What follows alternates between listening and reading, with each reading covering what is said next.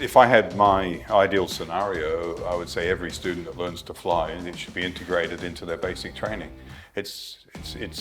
We've put this stigma in there that aerobatics is something you have to do when you're qualified and you can fly normally, then you can learn aerobatics.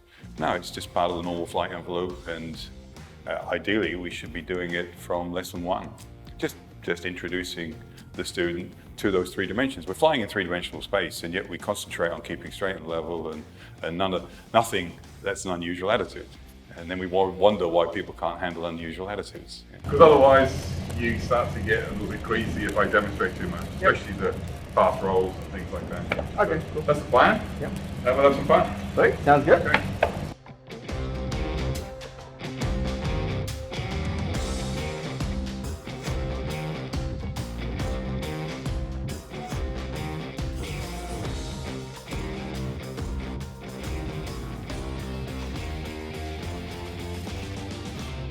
Even somebody who's never flown before, I can teach them in 5 minutes to do an aileron roll or a loop.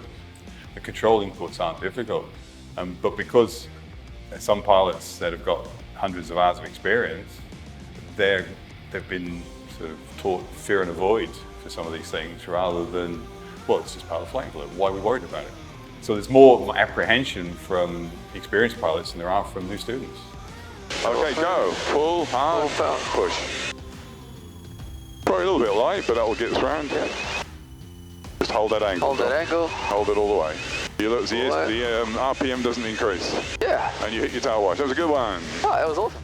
If you've got a training syllabus that covers the whole flight envelope, no student's going to know the difference between that, or they're doing a little bit because they don't know what you don't know, you don't know.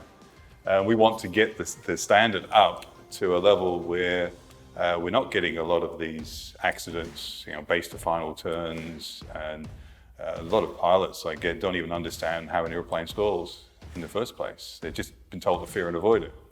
Don't pull, high nose attitude, avoid all that. Nothing to do with that, of course. You can stall in any attitude. But there's a lot of myths and misconceptions out there, and my biggest challenge is to dismiss all of those myths and really get down to some fundamental 3-dimensional flying. Okay, so part of idle. There's the stall. And in. So 1, half, opposite rudder, forward stick, bang. 1.5 turns exactly. Check your speed and pull out. Full stop, So if somebody's got their recreational pilot certificate, converts to a recreational pilot license, they've probably got 50 hours. They'll get through an aerobatics course probably in about 10 hours, 10 to 12 hours, including spinning. And if they're really slow on the uptake, it might take a little bit longer. Vertical. Hold it vertical.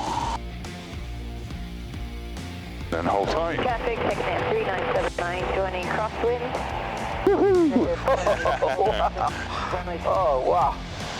And out we come. Didn't know what to expect there. Very impressive. Okay, that's it. Oh, Let's okay. go home. Cool. You can fly home if you want. Okay, I have control. You have control. Well, to keep it nice and flat, don't worry. Yeah, just push it down. Just push it down and get back on profile. There you go. Now you'll be better. Alright, let me know if I'm not straight, not normally in the left seat. You're fine. You just got to come a little bit to the right. You're on the same line.